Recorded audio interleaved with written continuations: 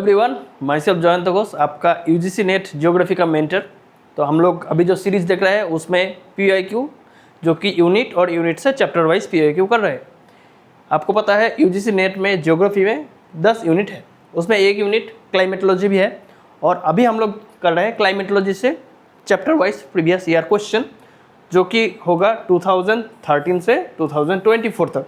और 2025 वाला जो पेपर है वो हम लोग पूरा सीरीज़ करने के बाद एक साथ बैठ के सॉल्व कर लेंगे। तो आज का जो टॉपिक है वो है structure and composition of the atmosphere. ये हम लोग सेकंड पार्ट है। इसका जो पहला वाला पार्ट वो हम लोग ऑलरेडी रिकॉर्ड किया है, अब हमारा प्लेलिस्ट में जाइए, वहाँ पे आपको मिल जाएगा। ये सेकंड पार्ट इसीलिए कर रहे हैं क्योंकि इसमें पिछले 20 साल में 27 क्वेश्चन आया है, यानी हर एक साल में एक या एक से ज़्यादा ही आया है। तो हम लोग इसीलिए 2 हिस्से में डिवाइड कर रहे हैं, क्योंकि इसका इंपॉर्टेंस आपको पता है कि हर एक पेपर में कम से कम एक क्वेश्चन तो आपको मिल ही रहा है यहाँ से।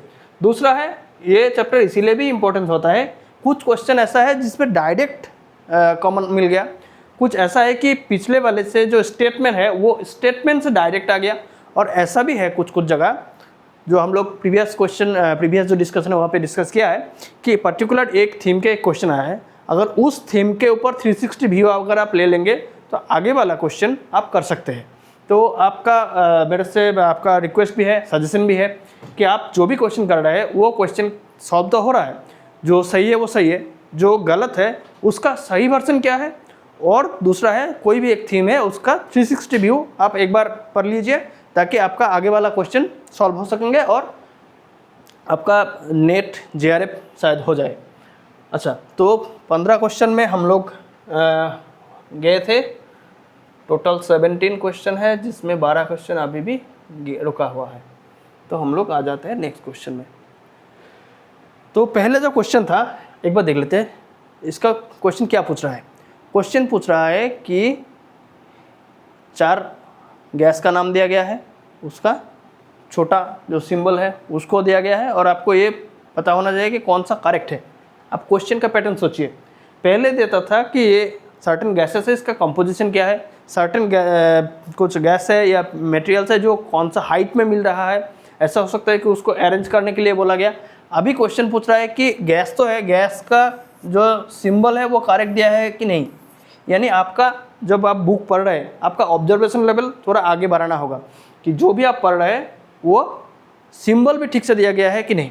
तो आइए इसका सॉल्व कर लेते हैं। इसमें और एक ट्रिकी है, देखिए नियॉन जो है यानी ये लिखता है ठीक है, हीलियम लिखता है He, ये भी ठीक है। नाइट्रस ऑक्साइड जो है ये N2O लिखता है,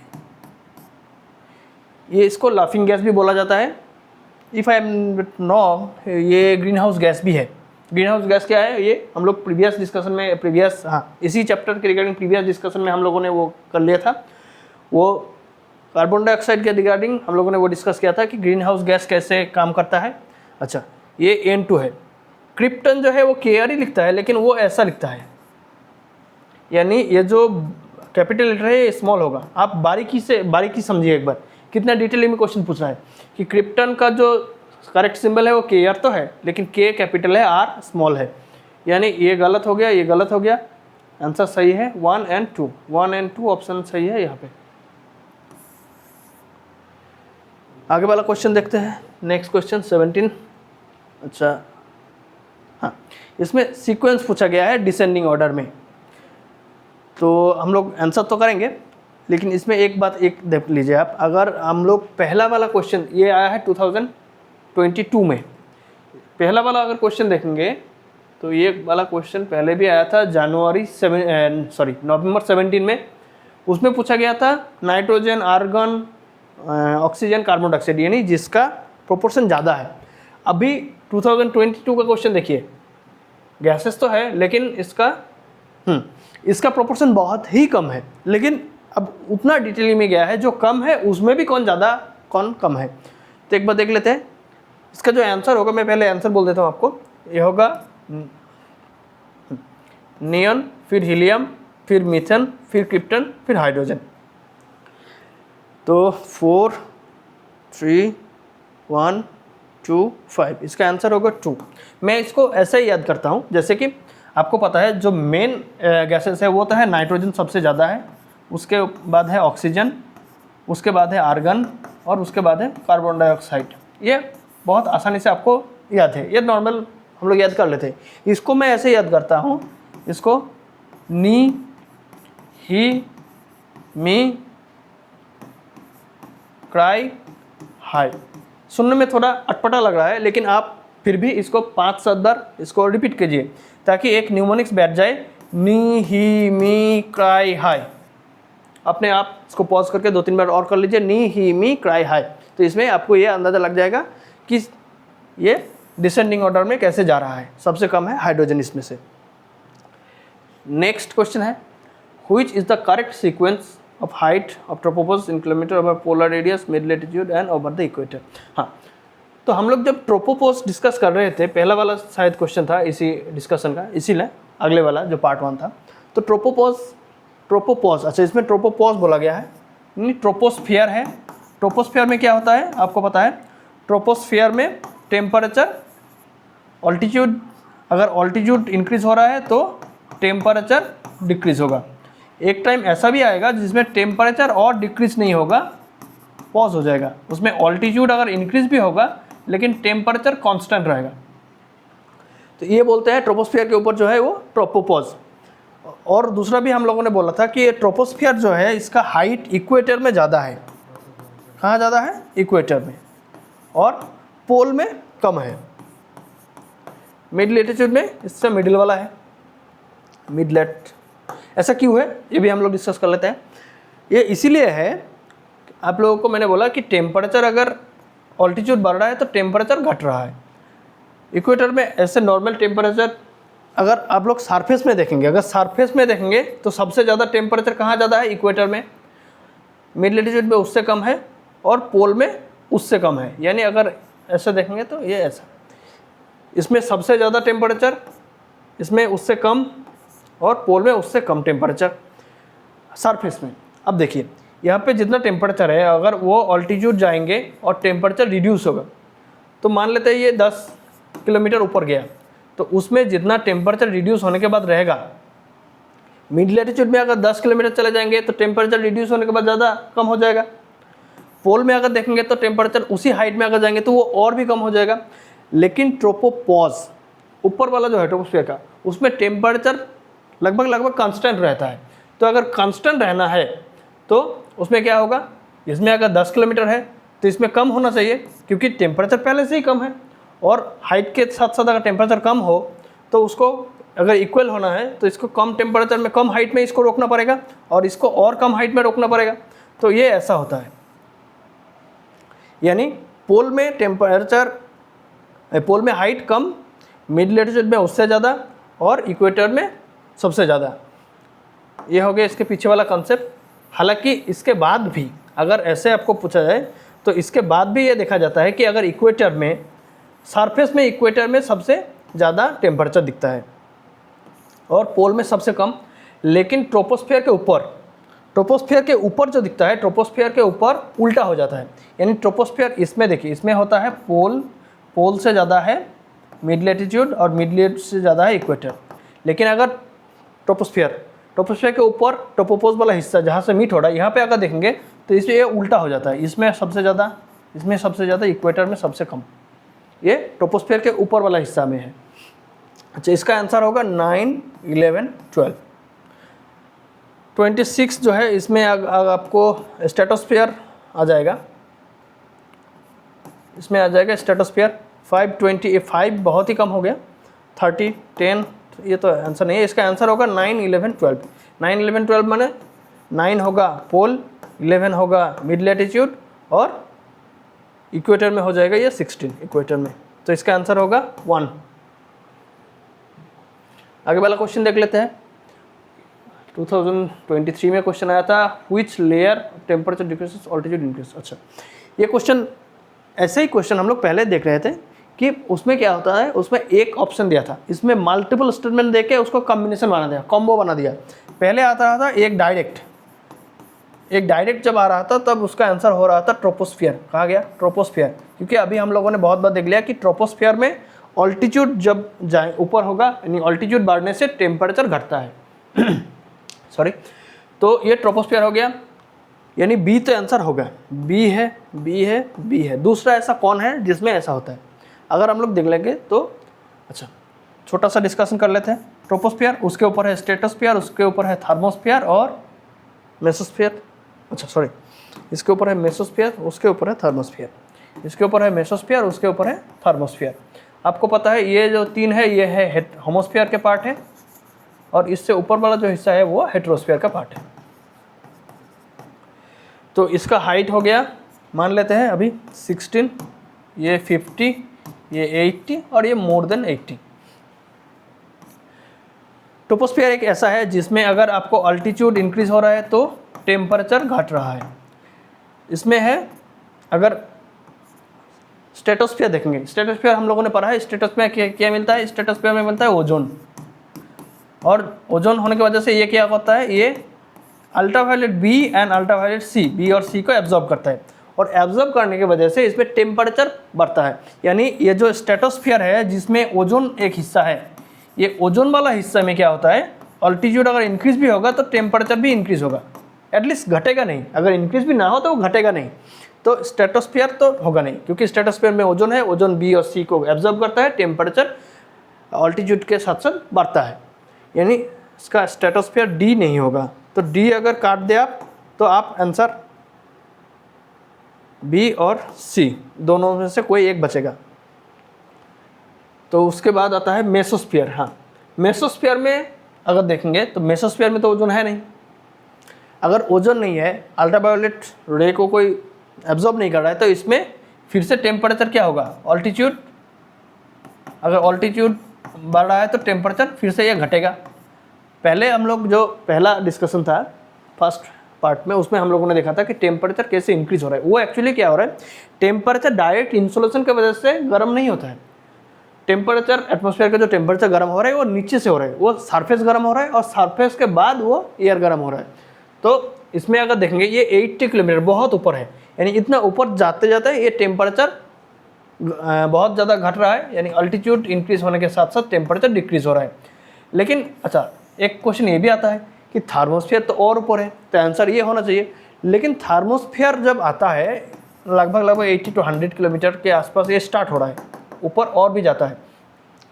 तो इसमें सोलर जो डायरेक्ट आता है वो सोलर डायरेक्ट उसको गर्म कर सकता है, क्योंकि सोलर का जो पार्टिकल्स जो गर्म हो रहा है, इसमें जो ये है ये पार्टिकल्स हीट लेके आ रहा है। तो इसका आंसर थर्मोस्फियर नहीं होगा, तो इसका आंसर होगा मेसोस्फियर और ट्रोपोस्फियर, यानी बी और सी। इसका आंसर होगा बी एंड सी।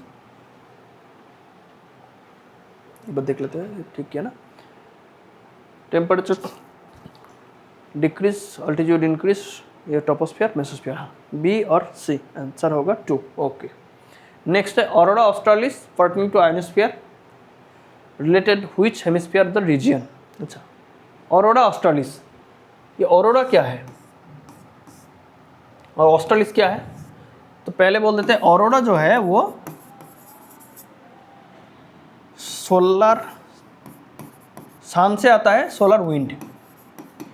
ये जो सोलर विंड है ये अपर एटमॉस्फेयर में जो आयोनाइज पार्टिकल है उसके साथ वो रिएक्ट करके लाइटनिंग इफेक्ट क्रिएट करता है, तो उसको बोलते हैं ऑरोरा। अगर ये नॉर्दर्न हेमिस्फीयर में देखेंगे तो ये बोलते हैं ऑरोरा बोरियोलिस, और अगर ये साउदर्न हेमिस्फीयर में देखेंगे तो इसको बोलते हैं ऑरोरा ऑस्ट्रालिस। आप इसको याद कैसे रखेंगे, अगर आप ऑस्ट्रेलिया एक कंट्री का नाम है, आपने सुना ही होगा, ये ऑस्ट्रेलिया कहाँ है, अगर ऑस्ट्रेलिया का लोकेशन देखेंगे तो ऑस्ट्रेलिया है साउदर्न हेमिस्फीयर में, यानी इसका जो आंसर होगा वो होगा साउदर्न हेमिस्फीयर। ऊपर वाला जो है एक है ऑरोरा ऑस्ट्रालिस, दूसरा है ऑरोरा बोरियोलिस। बोरियोलिस जो है, अगर आप साइबेरियन रीजन देखेंगे, साइबेरियन के साथ साथ उसके आसपास जो बायोम दिखता है उसको बोलते हैं बोरियल बायोम, उसके साथ भी हम लिंक कर सकते हैं। तो ऑरोरा बोरियोलिस कहाँ दिखेगा, ऑरोरा बोरियोलिस दिखेगा नॉर्दर्न हेमिस्फीयर में। अच्छा, नेक्स्ट क्वेश्चन देखें, arrange from descending order in their composition. ये बहुत इजी क्वेश्चन पूछ लिया, in their composition of the atmosphere. हाँ, एटमॉस्फेयर के कंपोजिशन में डिसेंडिंग यानी सबसे ज़्यादा से सबसे कम। तो हम लोगों ने पहले ही जो डिस्कस किया था उसमें देखा था हाइड्रोजन बहुत कम है, हीलियम से तो एटलीस्ट कम है, यानी हीलियम से कम है हाइड्रोजन। ये हम लोगों ने एक PYQ से देखा। कौन सा वाला PYQ, एक बार चेक कर लो।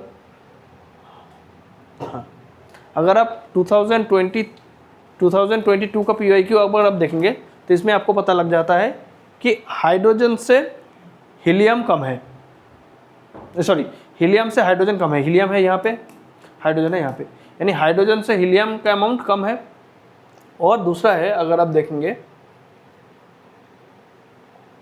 अगर आप नवंबर 2017 का क्वेश्चन देखेंगे तो यहाँ से आपको पता लग रहा है कि आर्गन का जो क्वांटिटी है वो CO2 से ज़्यादा है, क्योंकि CO2 है 0.39, आर्गन है 0.93, 0.039।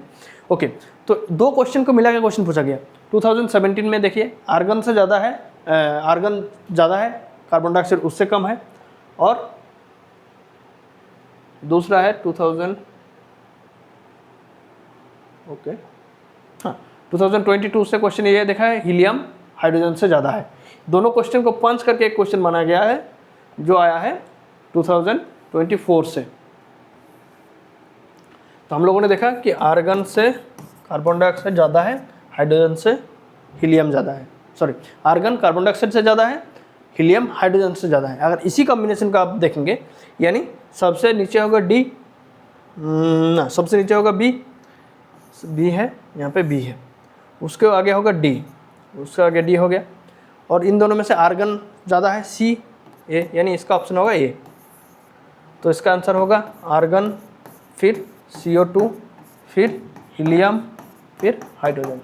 दो क्वेश्चन को बना के भी क्वेश्चन पूछा जा सकता है, यानी प्रीवियस ईयर क्वेश्चन अगर आप देखेंगे हो सकता है कि दोनों आपस में लिंक हो और ऐसे दो क्वेश्चन बना के आपको अपकमिंग ईयर में भी क्वेश्चन मिल सकता है। अच्छा, which one of the following chemical zones of the atmosphere located in the outer most surface of the earth? इसका आंसर क्या होगा? Nitrogen, oxygen, helium, hydrogen. Hydrogen सबसे हल्का है और हाइड्रोजन सबसे ऊपर दिखता है, तो सबसे आउटर मोस्ट जोन में क्या मिलेगा? हाइड्रोजन मिलेगा। ये क्वेश्चन भी प्रीवियस ईयर क्वेश्चन से इंस्पायर्ड है। अगर आप देखेंगे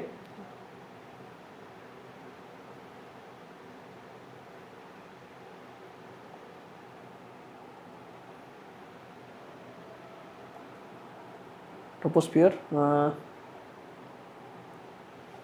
क्वेश्चन कहाँ गया? ट्रोपोस्फियर,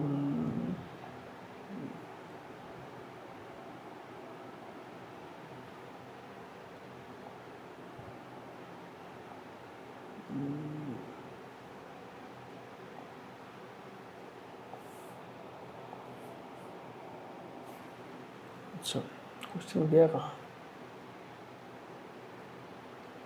चलिए फिर देखते हैं।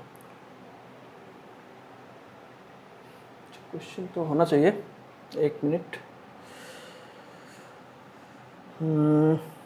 एक क्वेश्चन डिलीट हो गया था, वही वाला था क्या?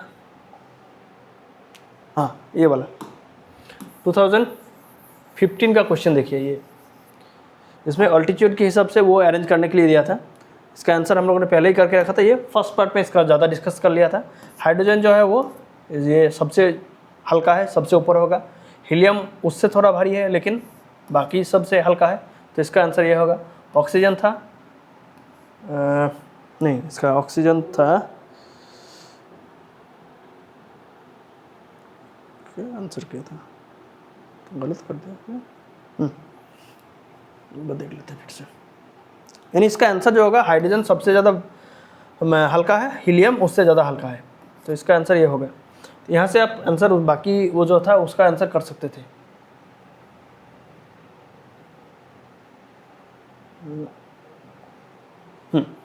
सबसे आउटर मोस्ट में कौन है? हाइड्रोजन है, उससे ऊपर हीलियम है। ये जो चारों के चारों है ये हेटेरोस्फीयर का पार्ट है। होमोस्फीयर और हेटेरोस्फीयर दोनों पार्ट हम लोग पढ़ते हैं। हेटेरोस्फीयर में ये चारों का चारों मिलता है, जिसमें हाइड्रोजन सबसे हल्का है, सबसे ऊपर दिखता है। उसके साथ है हाँ केनेली हेविसाइड लेयर।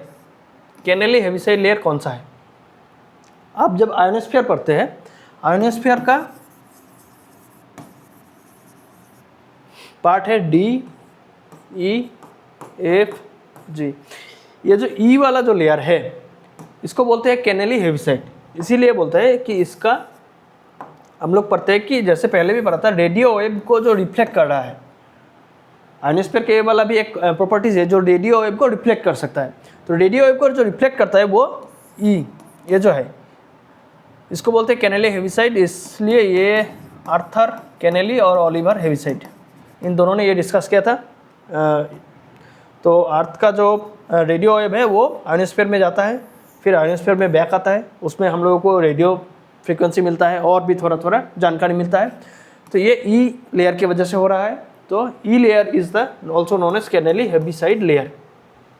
हम लोग रेडियो वेव और आयोनोस्फीयर का जो रिलेशन है वो पहले भी देख रहा था ये प्रीवियस ईयर क्वेश्चन से।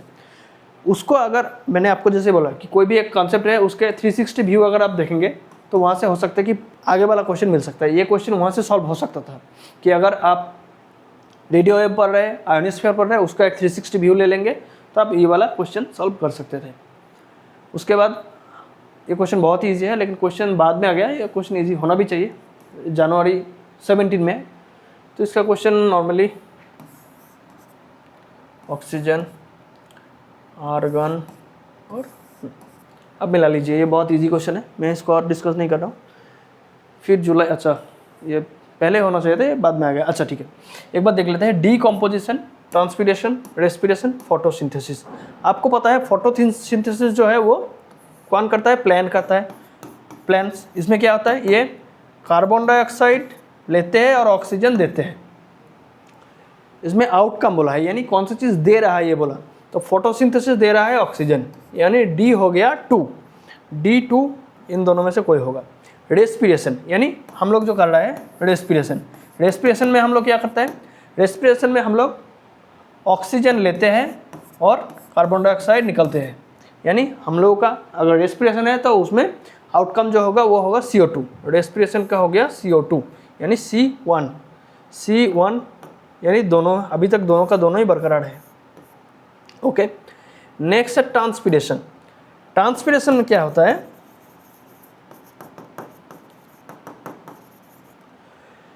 ट्रांसपीरेशन, इवापोरेशन, ये आपस में लिंक्ड है। तो इसमें ट्री या फिर पेड़, वेजिटेशन, वो क्या करते हैं? वो नीचे से सॉइल से वो वाटर लेते हैं और ऊपर एक ट्री में जाता है। बाद में जब इवापोरेशन होता है तो यहाँ से वाटर वेपर ऊपर की तरफ ये जाता है। तो इसका जो आउटकम होगा वो होगा वाटर वेपर, यानी ट्रांसपीरेशन हो गया 4। इसका आंसर हो गया ये अब। और डीकम्पोजिशन जो हो गया उसका हो गया मीथेन। डीकम्पोजिशन यानी कोई भी ऑर्गेनिक मटेरियल्स हो, कोई भी बायोटिक कंपोनेंट ऑफ इकोसिस्टम हो, वो मरने के बाद उसका छोटा छोटा हिस्सा होकर जो वो सॉइल में मिलता है, फिर अर्थ सरफेस पे फिर मिल जाता है, वो बोलता है डीकम्पोजिशन। वो जो बैक्टीरिया करते हैं उसको बोलते हैं डीकम्पोजर। तो इसका आंसर हो गया 3। आगे फिर देख लेते हैं। Which one of the following is the main source of vast reservoir of relatively inert nitrogen. हाँ, ये क्वेश्चन 2018 में आया। तो इसका आंसर होगा वॉल्केनिक एक्टिविटीज़। अगर आप नॉर्मल देखेंगे कि वॉल्केनिक एक्टिविटीज़ में नाइट्रोजन कैसे आ रहा है, क्योंकि नाइट्रोजन बहुत ज़्यादा है, वॉल्केनिक उतना नहीं हो रहा है। एक्चुअली ये प्रीमोडियल एटमॉस्फेयर से अभी तक बोल रहा है। तो उस टाइम जब अर्थ फॉर्म हो रहा था, जब हम लोग ऑरिजिन ऑफ द अर्थ का जो थ्योरीज है उसका रिगार्डिंग चर्चा करेंगे तो हम लोग और डिटेल में देखेंगे। तो अर्थ जब फॉर्म हो रहा था उस टाइम एक तो नॉर्मल वो आग का गोला था, तो उस टाइम वॉल्केनिज्म बहुत ज़्यादा था क्योंकि वो सेमी सॉलिड मटेरियल्स था। तो वहाँ से वॉल्केनिज्म हो रहा था और वॉल्केनिज्म के साथ साथ जो गैसेस निकल रहा था उसमें नाइट्रोजन आया था। बाद में और थोड़ा एटमॉस्फेयर के इवोल्यूशन हुआ और नाइट्रोजन अभी का जो प्रेजेंट कंडीशन है 78% के आसपास, वो अभी का जो कंडीशन है वो दिखता है। तो इसका आंसर होगा वॉल्केनिक एक्टिविटी। फॉसिल फ्यूल्स नहीं, एसिड रेन, ग्लोबल वार्मिंग, ये 3 उतना होता भी नहीं है। ओके, और एक क्वेश्चन है शायद, हाँ लास्ट क्वेश्चन 2018 में एसेशन एंड रीजनिंग पूछा गया। Energy flow shift from production to respiration in eutrophic stage with oxygen demand exceeding oxygen availability. हाँ, ये बायोलॉजिकल ऑक्सीजन डिमांड के साथ रिलेटेड है। हालांकि ये कॉन्सेप्ट क्लाइमेटोलॉजी का नहीं है, ये एनवायरनमेंट या फिर बायोजियोग्राफी का क्वेश्चन है। लेकिन नेक्स्ट पार्ट जो है stratospheric ozone layer depletion cause skin disease, ये सही है। ऐसा क्या हो गया, एक बार चेक करना पड़ेगा क्योंकि यहाँ पे नवंबर 2000 है, इसमें जुलाई है। जो भी है क्वेश्चन को एक बार सॉल्व कर लेते हैं। Stratospheric ozone depletion causes skin disease. ये स्ट्रेटोस्फेरिक ओजोन लेयर डिप्लेशन, हाँ डिप्लेशन, ठीक है सही, वही सोच रहा हूँ। ओजोन होने के वजह से अल्ट्रावायलेट रे जो है यूवी बी और सी इसको रोक रहा है, और यूवी और बी और सी ये जो है ये स्किन कैंसर के लिए रिस्पॉन्सिबल है। अगर स्किन कैंसर के लिए यूवी बी सी रिस्पॉन्सिबल है और यूवी बी और सी को ओजोन अगर आने नहीं दे रहा है, यानी स्किन कैंसर जो है उसको डिप्लीट कर रहा है, यानी सेकेंड वाला स्टेटमेंट ये करेक्ट है। ओके, आगे वाला जो देखिए, energy flow shift from production to respiration in eutrophic stage. Energy flow है यूनिडायरेक्शनल। इसका क्या मतलब, ये एक ही डायरेक्शन में जाता है। ये कौन सा डायरेक्शन में जाता है, ये प्रोड्यूसर टू कंज्यूमर की तरफ जाता है। प्रोड्यूसर मानी यहाँ पे प्रोड्यूसर यानी ऑटोट्रॉफ, जैसे कि पेड़ हो गया एक, तो ये खाना बनाता है, अपना एनर्जी अपना प्रोड्यूस करता है, और कंज्यूमर जो है यानी हार्बीवोर जो है, कार्निवोर जो है, ओमनीवोर जो है, वो उसके ऊपर डिपेंड करता है और उसको ले लेते हैं। हो सकता है डायरेक्ट, हो सकता है इनडायरेक्ट, लेकिन यहाँ पे जो पूछ रहा है कि energy flow producer to consumer जा रहा है। Okay, in eutrophic stage oxygen demand oxygen availability से ज़्यादा है। इसी को बोलते हैं बायोलॉजिकल ऑक्सीजन डिमांड। जब अवेलेबिलिटी जितना है उससे अगर ऑक्सीजन डिमांड ज़्यादा हो जाए तो ये भी आंसर सही है। इसमें एक और हिस्सा डिस्कशन ये है, यूट्रोपिक स्टेज यहाँ पे जो लिंक जो है एक्चुअली, मान लेते हैं एक पॉन्ड है, एक एक्वाटिक इकोसिस्टम है, जिसमें अगर यूट्रोपिक स्टेज है यानी उसमें न्यूट्रिशन बहुत ज़्यादा है। अगर न्यूट्रिशन बहुत ज़्यादा है तो क्या होगा, उसमें जो और भी जो छोटा छोटा पौधा होंगे जो कि प्लैंकटन होंगे, फाइटोप्लैंकटन हो सकता है, तो वो बहुत ज़्यादा होगा। अगर वो क्वांटिटी में बहुत ज़्यादा होगा तो उसका ऑक्सीजन भी बहुत चाहिए, यानी जितना अवेलेबिलिटी है उससे ज़्यादा ऑक्सीजन डिमांड कर रहा है। तो इसी को बोलते हैं यूट्रोपिक स्टेज, और एनर्जी फ्लो हो रहा है, यानी दोनों ही करेक्ट है, लेकिन दोनों में आपस में लिंक नहीं है। तो इसका आंसर हो गया 2। तो अभी के लिए शायद हाँ, हम लोग देख लिए हैं कि 27 क्वेश्चन जो 2 हिस्से में देखा। पहला वाला क्वेश्चन 15, दूसरा है 12। तो आप लोग अगर पहला पार्ट 1 नहीं देखा तो उसको भी एक बार चेक कर लीजिए। और अभी के लिए 12 हो गया। आगे वाला हम लोग जियोमॉर्फोलॉजी से भी कुछ प्रीवियस ईयर क्वेश्चन देख लेंगे और क्लाइमेटोलॉजी से भी देख लेंगे। तो हमारा प्लेलिस्ट चेक करते रहिए ताकि आप अपडेट रहें। फिर मिलेंगे नेक्स्ट क्लास में। Thank you.